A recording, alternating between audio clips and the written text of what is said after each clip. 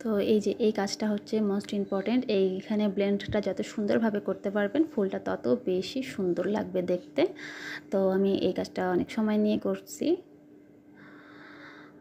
মাঝখানে আমি ইয়েলো দিয়ে ব্লেন্ড করে দিচ্ছি গোলাপির সাথে। এখানে আমি একটা ফ্ল্যাট ব্রাশ ইউজ করছি। এই তো কাজ হচ্ছে। আর আপনারা যারা আমাদের কাজ দেখে শিখছেন তারা আমাদের গ্রুপে পোস্ট করতে পারেন আপনাদের কাজের ছবি দিয়ে।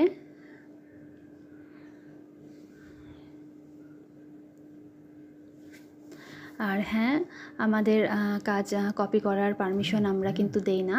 আপনারা আমাদের কাছ থেকে কাজ শিখে নিজের মতো করে কাজ করবেন, সেম টু সেম